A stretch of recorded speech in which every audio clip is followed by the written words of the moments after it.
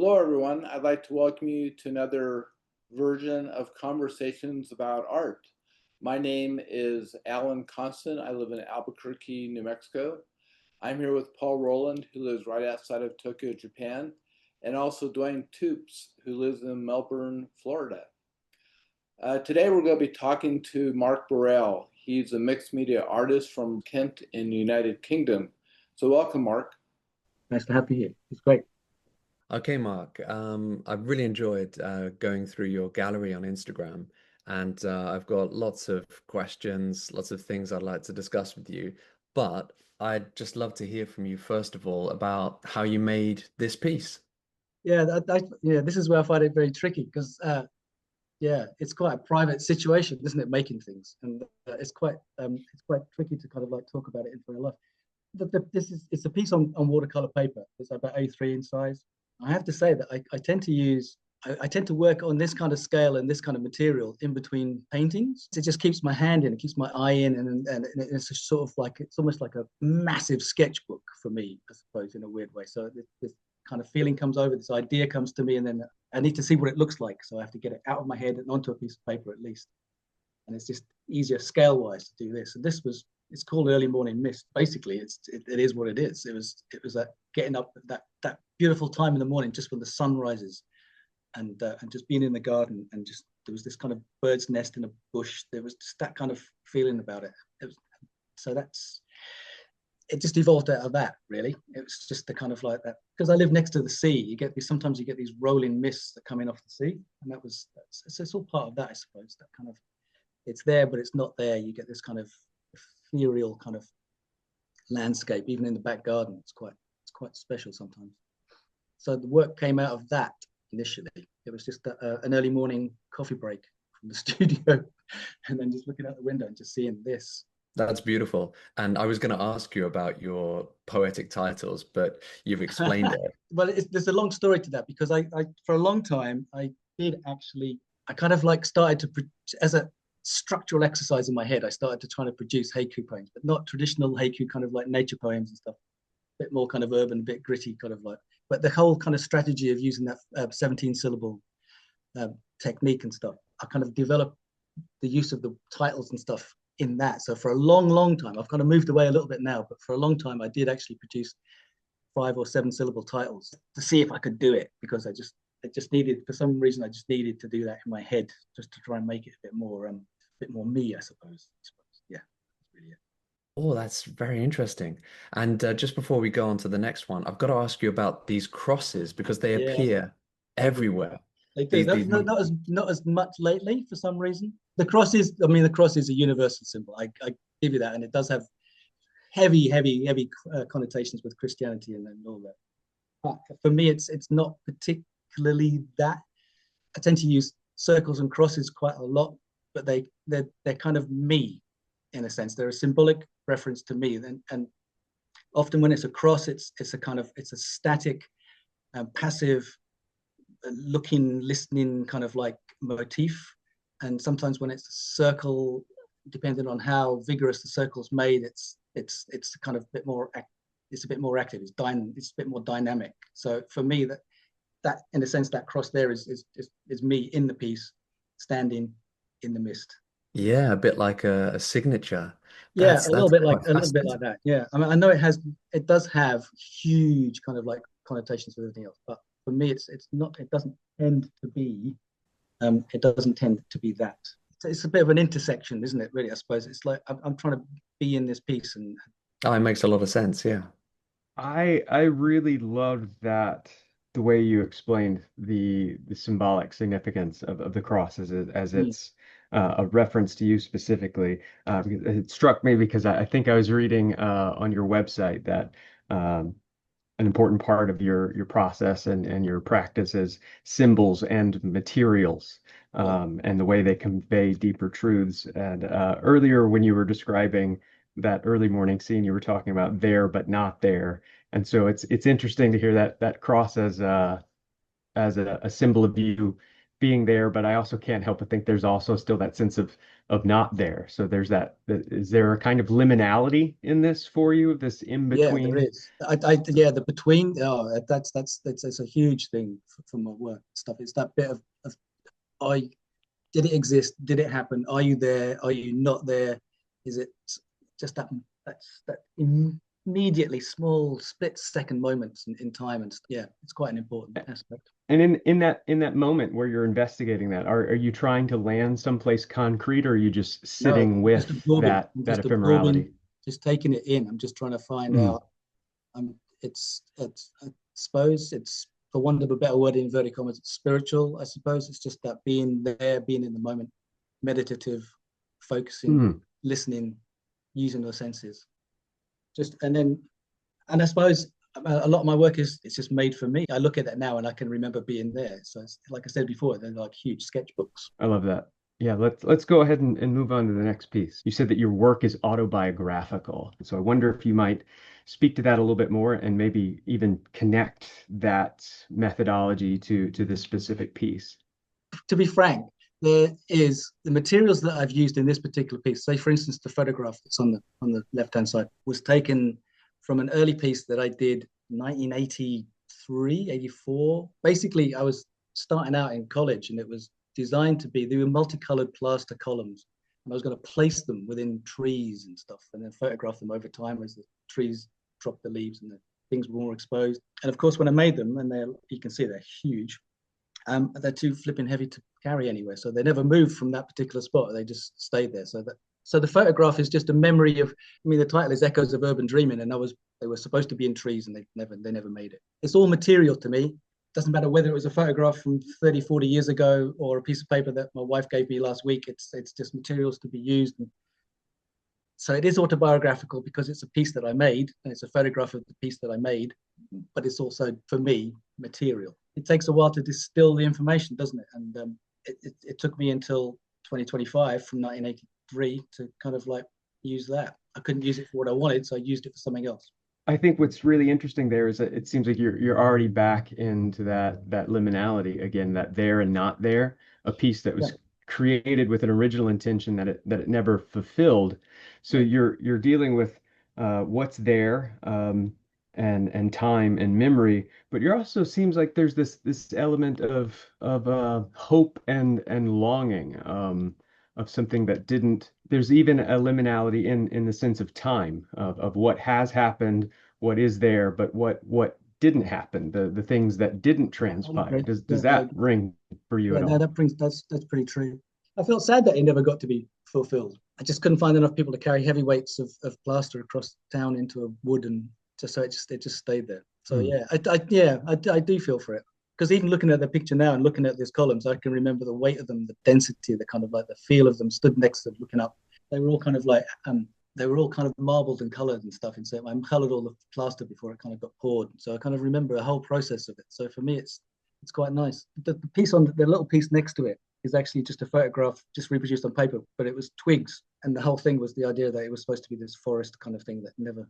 So it was that from '83, and then a piece like taken a photograph from about maybe like 6 months ago. They had a connection, a bit of communication, but it never happened. Circle for this one is just simply a device to hold those two diverse elements together. That's kind of powerful in a way to think about this.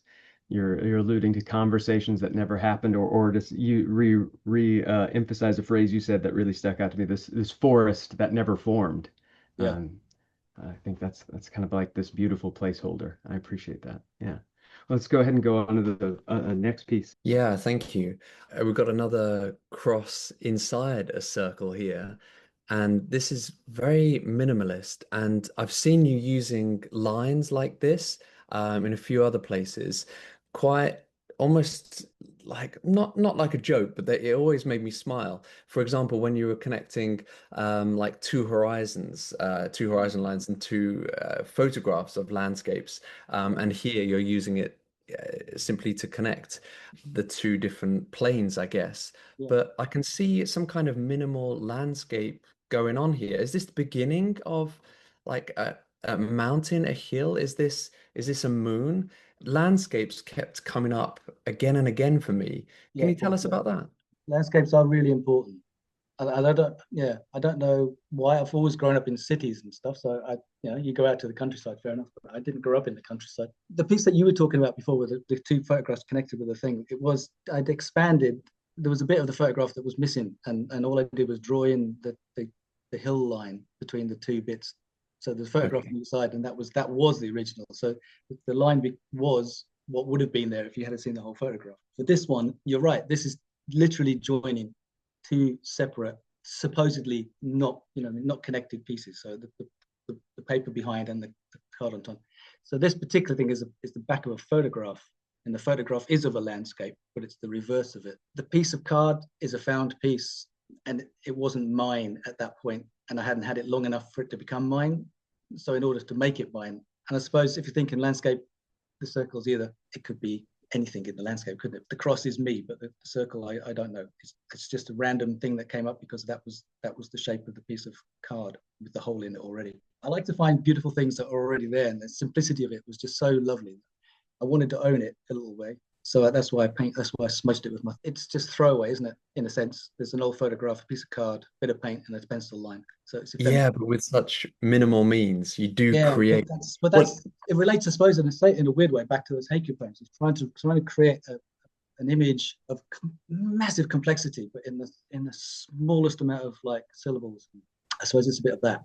Yeah, and I've noticed that many times how you can evoke a mood and atmosphere with very minimal means. But when you were talking about the X there, it was reminding me of like a kid making like a pirate's treasure map and X marks the spot. Like, how does this link back to your childhood? When did you start making art like this? Well, it's funny you should say that because I always drew maps. I was always fascinated with this idea of traveling to this place that not particularly pirate maps, but I suppose they were pirate maps in a sense. Little symbols on them and the crosses of where the treasure was buried. And I loved to draw little coves and stuff. And then, yeah, so that started really young. I was always drawing, like always, as far as I can remember. There's a friend of the family used to work in a radiology department, and in between all the x-rays, used to have these like yellow sheets of paper. And she used to come back and she'd just give me these reams of this yellow paper, and I'd just sit there and just draw on all of them. I remember that's one of my earliest memories. It must have been only 4 or 5. I remember that bright yellow and this drawing on this bright yellow paper, but drawing lots of maps. And I still do maps. I've created a whole series of work for a group show that's coming up in June, and the initial part it's quite map-like, so it's carried on. So 55 years down the line, I'm still doing it. Yeah, it just keeps coming up, this connection to childhood, and it's just going through your whole life. Fascinating. Well, let's keep going because there's so much work that we need to talk about. One of the things that struck me when you were just talking about, and that Paul brought up, that hit me early on as I was looking at your work. Not only is there a kind of minimalism to your work, I think there's also a childlike innocence in it as well. But yet at the same time, it's that kind of in-between place because there's this innocence mixed with a kind of melancholy. And so to hear you talk about the amount of time that you spent as a kid drawing maps, I can't help but wonder, is there been kind of an ongoing search for something where each piece is your attempt to look for something from that same reference of that childlike wonder, but also with a bit of world weariness and how that plays out in a piece like this? I mean, the melancholy bit, I take that. Yeah, I think as a character, I can be melancholic, but I find that quite a stimulating place to kind of make work from, for me anyway. It gives me a chance to a lot of introspection, and I'm the only one I've got, so I've got to use what's in my head, I suppose. Yeah, I mean, it's strange that we picked this because this is the last piece in the series of 3 of fragments. So this is the most minimal of all of them, and I suppose in a sense it was becoming sparse in its materials and stuff. It was just exploring that breakdown and reconstruction of information and imagery, I suppose. That's how it kind of like ended up. Could I say the same? Could I talk about the same kind of like level of information that I did in the first piece with this third piece where there's hardly anything there? That was my input. That was my process anyway. I'm interested in things that I've read. You say the importance of transformation, the importance of exploring the mundane and the ordinary. you've talked about the beauty of overlooked and discarded things. That definitely is very resonant for me as someone who works primarily with collage. There's something in the quality of retrieving and reclaiming materials that have been genuinely cast aside and disregarded.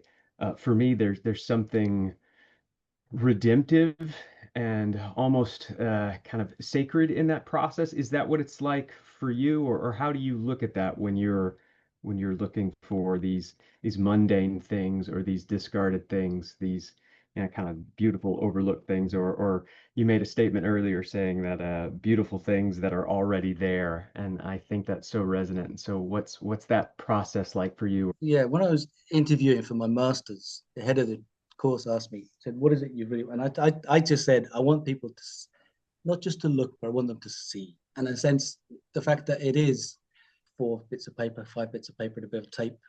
I suppose what I'm trying to say to them is like, just you might not like the piece, but you might go away and you might look at something a little bit different next time. Yeah, you might see something else that you didn't see before. You might just open your mind to what is absolutely beautiful and just random, and but it's there and it's the world, and you should just be open to it, I suppose. The piece of tape was stuck to the piece of paper, so it was already there. It was half made for me, and it was just a matter of playing with these just different elements. Stuff gets given or it gets collected, it gets thrown into the studio, it gets shoved in a corner, it gets buried, it gets lost until it becomes mine. Like that piece of card wasn't mine, so I had to put my thumbprint on it. I just had to use it there and then. It didn't been in my possession long enough to become mine and not anybody else's. But these bits had all just been just there, and you just sit, don't you? You just play. The childlike quality is sitting playing with these things until they speak, and when they speak, you know you've got it. So much of what you just hits me in all the best ways, because it's like hearing things that I've thought and felt about my own works being repeated back to me in the best way possible. Because so much of that is very much for me the same thing, and I love so much of what you said about what you hope the viewer takes away from the work in the way that their vision of the world changes there afterwards. Yeah, I agree. I mean, these might be A3 pieces of paper, but they're just snapshots of the world. They exist. They are there. So outside of that A3 piece of paper, there's all the other bits of scrappy paper and pencil lines and things that you can look at, and your world.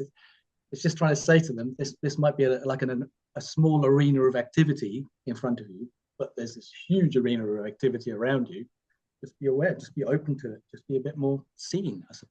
I appreciate that. It seems like what you're trying to do is actually catalyze the viewer into almost not even just seeing differently when they walk away, but realizing that these parts of the world that are overlooked have a kind of connection to what we can do and be within them. Let's go ahead and move on to the next one. There's the Buddhist idea. There's a statement, isn't it? For one thing, all things are one thing, and one thing is all things. And I suppose there's little bits of paper that all of equal importance. And if you see that, you'll see that there's importance in all of it, and you'll maybe take more notice of it and maybe do something about it. Well, Mark, you keep referencing like Zen Buddhism and spirituality. Yeah. Clearly, like circles are incredibly important in Zen and Zen calligraphy, and there's a huge significance to them. Can you talk more about that, please? I'm very interested to hear about how spirituality and your art intersect. So I've always had a fascination with Buddhism itself, I suppose.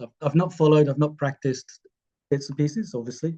There's this feeling inside of me, that bit of what I stated just then about one thing is all things and all things are one thing. It's just that is a kind of central kind of like point in my being, I suppose, that's tricky to kind of like get across. I suppose in a sense I like to think of myself as quite spiritual, not religious, but spiritual.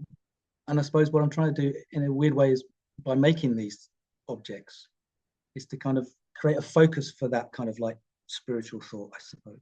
And like the found quality of many of your pieces as well also does remind me of the wabi-sabi sort of impermanent aesthetic of imperfection in Japan and in Zen Buddhism as well, like appreciating things which are discarded or really rough hewn or maybe just thrown away, but you're picking them up and seeing the value in them. they're just right on the edge of being rubbish that someone would throw out and a piece of art. And I don't mean to sound derogatory when I say that at all, but like someone could come along and say, "Oh, is this finished? Or what's that? What are you doing?" Obviously, I appreciate the value in it. Is that all there is? Yeah, I mean, there's a reaction, isn't it? I don't. yeah, As long as there's a reaction, it's a bit like yeah. asking the master the question and then getting hit with a stick. You know, And there's a stick in here as well. there's a stick in there. Yeah. So How do maybe people usually respond to your work? I get there's quite a positive response. I mean, bizarrely, to the more minimal pieces, I get a much more positive response, say, than some of the others. It's quite, I don't know, it is quite odd Why do you think that is? because it's pared down to the point where maybe it reduces the amount of. You see, I don't see it. I see them like that. Like this piece that we're looking at now, I see this as God, there's so many ways you could go with it, but like maybe they don't see. Maybe it just tears it down for them and just go, oh, think about it, maybe walk on. I don't know. I really don't know. I mean, I'm not making it for anyone else. I'm only making it for me. If I'm being honest, I don't. I do care because obviously it'd be nice for people to like it, but it's like I said before. These in the sense are like this large. We've picked an awful lot of stuff that's a bit like sketchbooks. Well, yeah, what is the difference between these sketchbook works and Because they're your larger quick. paintings? They're very quick. They're very see, I never entered the studio with an idea. If I do, I never come out of the studio with a piece that I went in with the idea. It's all different. So they're quick, immediate. It's just getting that information out of my head and straight down to a piece of paper, I suppose, as much as I possibly can. And then would they But lead to a larger painting? no, never. No, I mean they might sit well, but I say that. How do I know? I've had ideas in sketchbooks and bits of work and stuff that I've had for say 40 years, and then you make a painting like a larger piece or a more involved piece, and then you realize, oh, of course it is. It's like that's that bit from 40 years ago. The ideas have just subtly suck themselves into this new piece. No, these are all standalone. They're just a feeling, a moment, an idea, a sense. Yeah, the early days I used to do these things in between large paintings. They're all important. Believe me, I've got two huge, plan chests full of paperwork because I make so much of it. I just have to get it out of my head, otherwise I'll go mad. Well, let's keep moving on. I have this thought that I've talked about in other places where the actual finding of the materials is just as much a part of the work and the practice, and the kind of culminating, or as you might say, making it yours is just as much a part of it, and then the composition comes. Is that how you think of it as well, or is that how it works for you? Is it kind of one fluid process, or is it something very different for you? And It's not particularly a fluid process, no. I'd say it's spits and starts really. I can, but because I'm looking at this piece, so I'm kind of thinking about this piece as we're talking, and the postcard is years and years old, as you can tell from the kind of patina of wreckage on it. And the piece below it is actually a piece from my wife's studio where she uses this bit of board to just clean her brush on. And I just love the kind of like the randomness of the fact that these marks are just there. And she did, and she was going to throw it away. And I said, no, I'll have it, because there's just something about the fact that it has this kind of energy in it, even though it's just cleaning a brush. I mean, it's titled "Something's Left Unsaid." There's no words on the thing, but there's lots of feeling and emotion and stuff for me in the piece below it, because it's hers, I suppose. it's so poignant, because I'm discovering this at least thematic through line that seems to be running through your work of what we've talked about already, time and memory, and that this is mine and I'm here. But there's also always this allusion to what hasn't happened, either because it could have and didn't, or it just hasn't yet. And so I can't help but think that there's a connection there with, something left unsaid and a blank postcard. It's like a letter that was never sent, a conversation that was never had. Definitely. There was an earlier series, if you look back, there's a whole series of things with postcards that I produced 2 years ago. And in some of them, I wrote on the postcard and then obliterated the wording on the postcard. So it was like titles like "I never said that," or things like that. So there was this element of it might have happened, it might not have done, it never got sent, it never got said, could have done, did somebody see it? I like playing with that element, I suppose. That's quite important. I like And I suppose I'm playing games. I like to have it's a bit of fun for me, I suppose.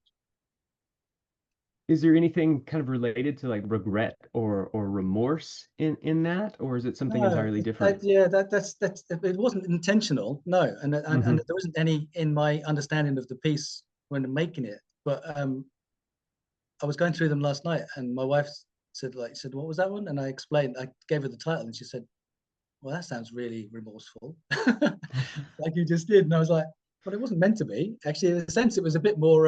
Some things are left unsaid because they sometimes in a partnership they don't always need to be said. Yeah. Mm. So there was no words on the thing, but the fact that I took her throwaway piece of card with her mark making on it was enough for me to say, I don't need to say that. This is I mean, this piece of work, this piece that you gave me is that's enough. That's the words. It's the That, love bit, or whatever else you want to call it. It's yeah, that connection. yeah, that is absolutely beautiful. I love every part of that. All right, let's go ahead and move on to the next piece. This is a really quite small piece, tiny. How big is it? I reckon it's from my memory, it's probably only about 6 inches by 4 inches, something like that. The actual piece on the left is a clip from a magazine. The Oh, so title. that's just one photo from a Yeah, that's magazine. just one. That is just one photo, and it was just there. It was perfect. Why would I? Yeah, I Cool. don't tend to use an awful lot of geometry, and I just thought it was beautiful. And I couldn't use That's the a whole piece because obviously there'd be stuff in there. It was I think it was an advertisement or something, so I couldn't really use all of it. But I managed to crop to that. I just thought the title's called Still, and it just captured the feeling. I was like, well, that's it. I just wanted to feel that kind of stillness, that kind of calmness, and it came out of that. So it developed into a kind of a bit of a color theory small piece, I suppose. There was this kind of blank section on the right that just anything could happen in it, but it was calm. There was nothing there except maybe one smudge. But I had to join them somehow, and obviously it was just color theory. So join that two pieces with a slightly orangey hue. Yeah, it's Just very, very satisfying. yeah, and that's what it just yeah, it was already it made itself. It was three pieces of paper, but it just made itself. It just fell. I've always had this thing on this of like having this section that's just there's nothing in it, but there is. If you know what I mean, it's like it might seem empty, but it's a mirror for whatever you want to put in it or feel in it, or it's just some maybe a space for your mind to just relax for a little bit whilst your eyes are bombing around with all the other stuff on there. Well, that's one thing I wanted to talk about a little bit was negative space, your use of negative space. And sometimes it feels quite risky because there's so much negative space. And I absolutely love it because it's a place to kind of just breathe or rest in. And I really appreciate the different types of negative space in here, which also ask the question, what is negative space? Because clearly there's stuff going on. There's color, there's texture, there's relationships between the different colors. But I'm also thinking of this aspect of spirituality and the connection to Zen. And this doesn't maybe look like a Zen rock garden, but it's kind of got the aesthetic of, I don't know, like a Zen monk's room or something. There's an absolute purity and simplicity to it. And when you said before you haven't practiced Buddhism or anything like that, I think you are in your artwork. You're doing it. I've been thinking about it more and more of late, and I think I probably am. Yeah, I am. I'm trying to yeah. It's difficult to yeah because it's only forming in my head. So being asked directly is quite odd because it's difficult to kind of formulate your thoughts and your feelings about how your work might be changing slightly, I suppose, or has always been, but you're coming to realize as an artist. Yeah, maybe you're becoming more conscious of it. Dwayne and I were talking about the possible dangers of sometimes talking too much about your work. I am very sensitive about that. I don't post any images of me working. I might post a picture of the studio, but that's about it. You won't see any of the work being produced. You won't see me Right. actually doing anything.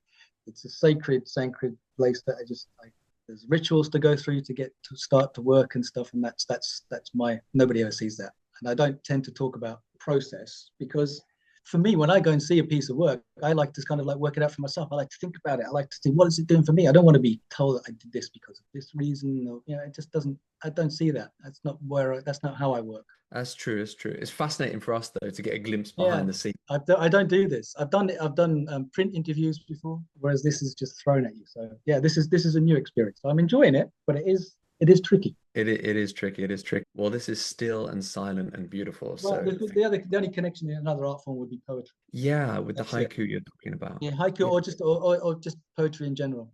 So this is titled That Precise Moment. I would really love to hear you lean into the influence of poetry on the way you do your work and what that means. I think that speaks to me personally. I think I'm always looking for something kind of lyrical. I'd really love to hear you talk about what that's like for you and how that plays out. I suppose in a sense, it's the poet's ability to kind of like bring supposedly disparate ideas together in one thing and make them a cohesive whole. Artistically, I'm trying to suppose do something the same. I'm trying to see the idea of bringing completely disparate objects together and putting them together and just seeing what they do, what they say, and what other people think about it.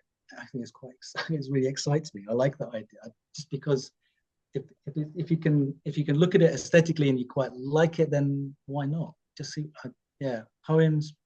I've always been into poetry. I've loved poems, always have, and I think it just seeps into your bones, and then I think work probably comes out of it.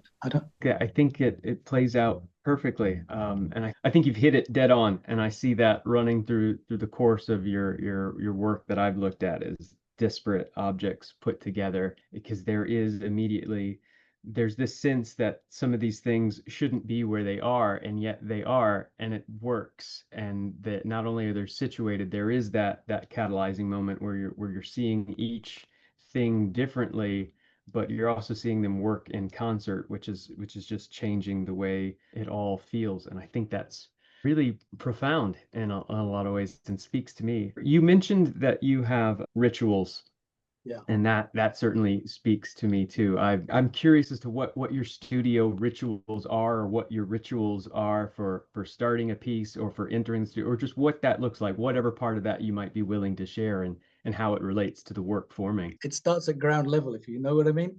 It's got to. I have a certain pair of boots that I'll wear in the studio, and I won't wear them anywhere else. If I have to leave the studio, I'll take them off so that they never leave the studio. They're always that's what they are. And as soon as I put them on, then I'm grounded in that studio. And then the radio goes on and the music starts, and then I sit down and just take stock, just for a few minutes, just to kind of like get going, and then start to play. In all essence, that's what I do. I'll open a box and start throwing things together and seeing what comes to mind. So that's in essence the kind of beginnings of the start in the studio. Always have the same shoes, always work in a certain way, always have the radio. Love that. There are several different aspects to your work that you take on. You've talked about, you've got these paintings, and then you've got these things that feel like sketches, but do you actually look at them different as far as process goes? Do you view each thing differently, or is it all just part of what you do as a whole? Yeah, it's all part of what I do as a whole. Then there's no hierarchy in this thing. I mean, I like working on paper. It's immediate, it's quick for me, and depending on frame of mind and depending on situation and mood, you just need to keep working quickly. Sometimes I'll work on 4 or 5 different things at the same time so that I can keep moving with things. But I don't tend to work on 4 or 5 paintings at the same time.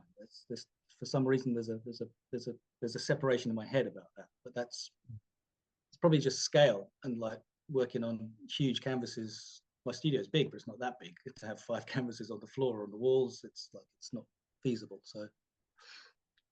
So, but there's no demarcation between working on these. These are as important as the paintings. They're the same relevance, the same intensity, the same amount of effort that goes in, but they're just quicker. And I like the immediacy of it all. You've mentioned immediacy a few times, and quickness, and I'm just afraid, Duane, that I might forget it. That's the point. That's why I have to get it out quick. No, I totally understand that. But I also can't help but wonder if there's a certain kind of rhythm that's important to you in working, or a certain kind of momentum, or kind of reading into it. I think you're reading too much. No, there's no momentum. I do that. That's kind of my thing.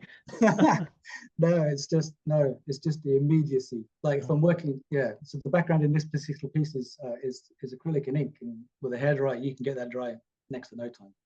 The photograph was already there. There was a whole series of moonshots and stuff. This is just one of them. So it could be produced relatively quickly. And I just like that immediacy of it. It's just like Hmm. there's an energy of making it well, but making it quickly. For me, it has this.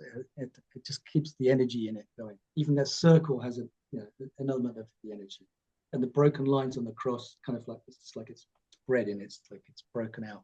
No, I relate to that very much. I try to work quickly myself, but in some regards, for me, it's about kind of outrunning the inner critic. Just Have that same kind of element within. You'd be going, oh, and just fretting over a line for like a day and a half of like, because if I do it and it goes wrong, and it's like, it's all going to go, and you think, well, yeah, but if you don't do it, it's going to go wrong because you're not doing it. So get in there and just get it done.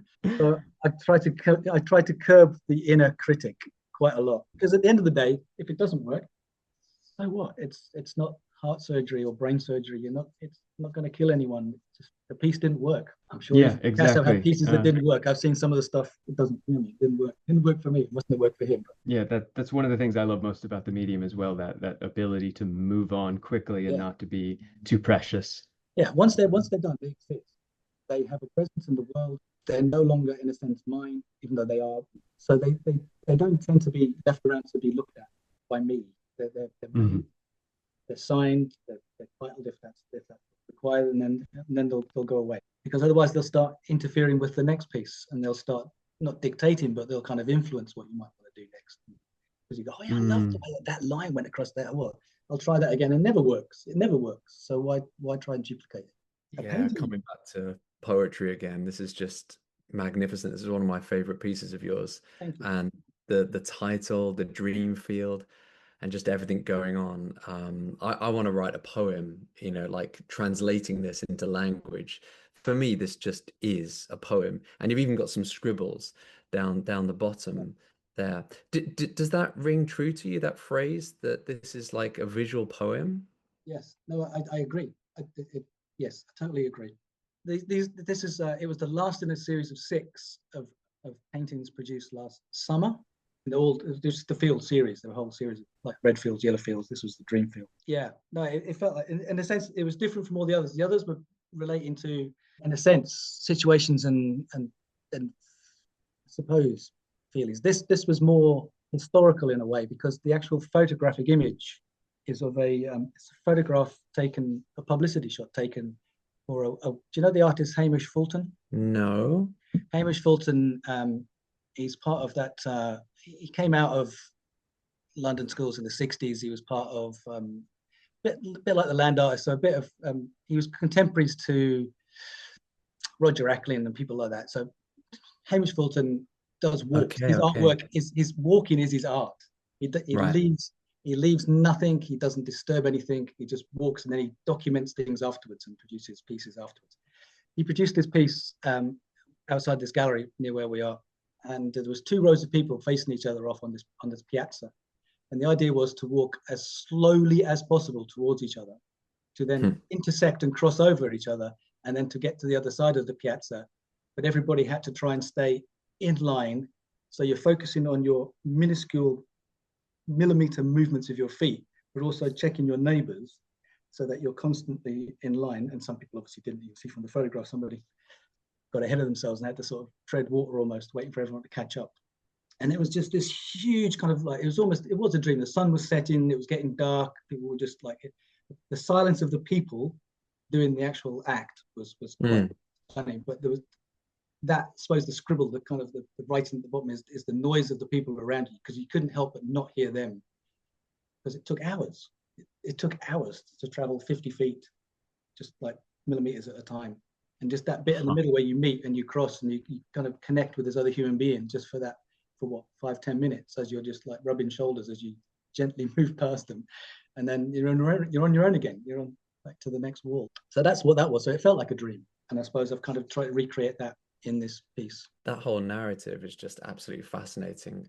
But I guess you're not going to put that on a placard next to No. So, I mean, do you feel that meaning that you've just described to us, which has really like enriched it and deepened it, and I love it, or as it is, but it's added so much to it. Do you feel that that's part of the artwork for you? It was for this particular piece, because a massive element of this is that particular performance piece that Hamish put together for us. So if that hadn't happened, this piece wouldn't exist. So in a sense, I suppose I'd have to use the description.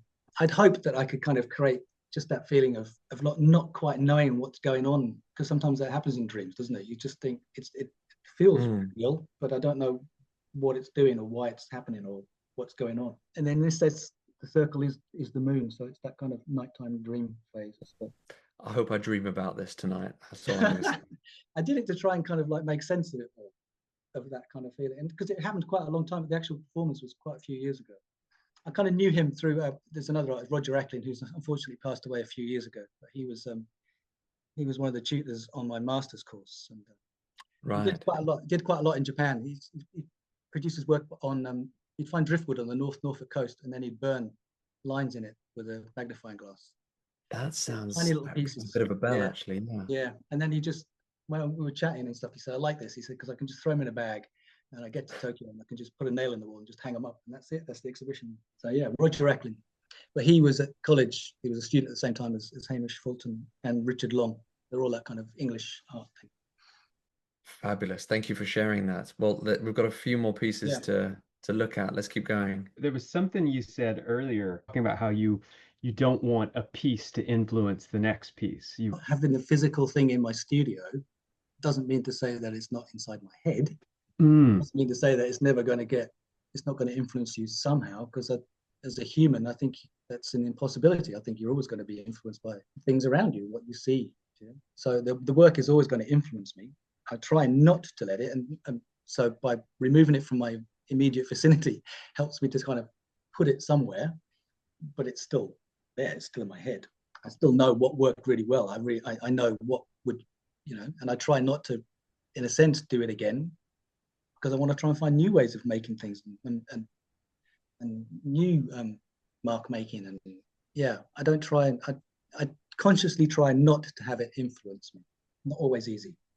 What do you think the impetus behind that? Why is that such a high priority for you? Novelty value for me as a maker, as a creator.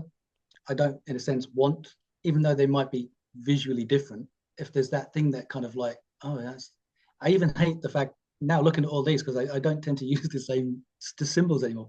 So the cross and the circles is becoming less and less and less in my work, because I kind of felt that maybe I'd not overused it, but it was becoming to a point where it was used as a very quick shorthand. Oh, I know that work. That'll be fine. That'll hold that together. I'll just do it. And I'm trying in the newest pieces to kind of move away from that somehow. And I'm not sure where it's going or why yet, because it's still fresh. The idea that it has to be unique, it has to be exciting and different. If I'm going and doing the same thing, it's just going to bore me to tears, I suppose. I don't know. I don't know yet. To be is the honest answer.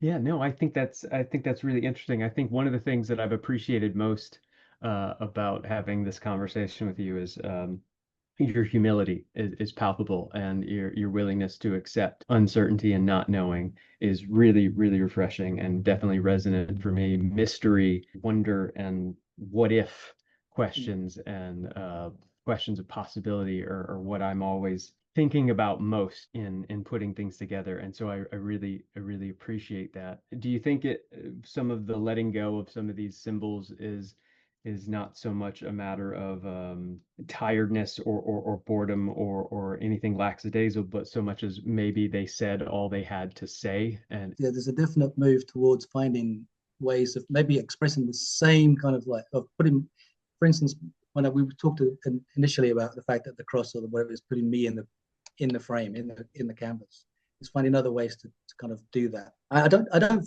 for a moment believe that they'll go away completely. There'll always be elements of the cross and the circle in it, because for so long it has been part of me. So they'll always be. I'm a Cancerian. That moon shape is always going to be somewhere in my images. It's got to influence me somehow. Excellent. I love that. Let's go ahead and move on to the next one. How big is this piece? It's A4. It's not very big at all. Well, I'd be remiss if I didn't talk about the tactile nature of it. I've made a little list of words which sprung up to me: smudges, stains, splotches, smears, scratches, and scribbles. And that's what I just kept seeing again and again and again. Can you tell us about why the tactile nature of what you're doing is so, so important? Obviously, it's important to all artists, but for you, I want to get it. I want to do it myself. Like it reminds me of being a kid and just playing around with, pens and paper. Can you tell us about that? So okay, so right from the very beginning, I'm the son of a carpenter, so always making things and helping to make. I applied to do a BA, but I aimed to do it either in sculpture or performance art, and ended up being in painting. So there's always been a Oh, tactile element of physically making things, and sometimes I'll make lots of works on paper and stuff, and I'll just get to the point where I just have to just get some physicality to it. Like, I mean, just even if it's yeah. not in pastel paint, or if it's just an object that just so that I've got 3 dimensions to just hold on to. In this piece, the photograph becomes, in a sense, it's 3D object, because it was a snippet, fraction of a piece of there was a work of art. It was my studio from 1991, and there's a piece next to it, and I'd cut the piece off and just left this shelf with the things on it. And it just reminded me of the mess that the studio was at that point. And so it was an experiment. It was an experiment in just placing things on a piece of paper and seeing if they work together. It was just purely that. It was the joy of just putting things together. And then it did have that kind of, when I finished bits of it, I thought, oh, this is looking really kind of weirdly Japanesey, kind of strange things. And so the red printed square, the black printed square, I should say, is a kind of reference to that. It's the signature bit. There you go. Yeah, yeah. The full stop on the piece. But it was literally a bit of playtime. Have you ever made sculpture? Oh yeah.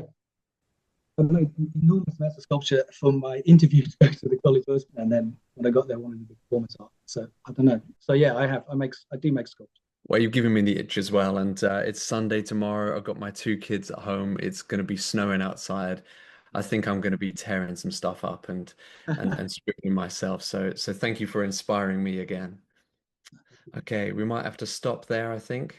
Yes, unfortunately, we're out of time once again, but to me, that was a scintillating conversation. I greatly enjoyed it. And I have to tell you, Mark, even before this conversation, I have found you influencing the way I approach my own work. And on one hand, I'm trying to emulate you a little bit. Not that I can do that successfully, but I definitely feel your effect on my work. Thank you very much. That's very kind of you to say that. That's wonderful. Thank you. Well, it's the truth. Truth is always good. Thank you so much, Mark. I appreciate the time you spent with us and taking us through a journey of your work. It was very enlightening to me. So thank you. Thank you, Alan. Thank you, Paul. And thank you, Duane.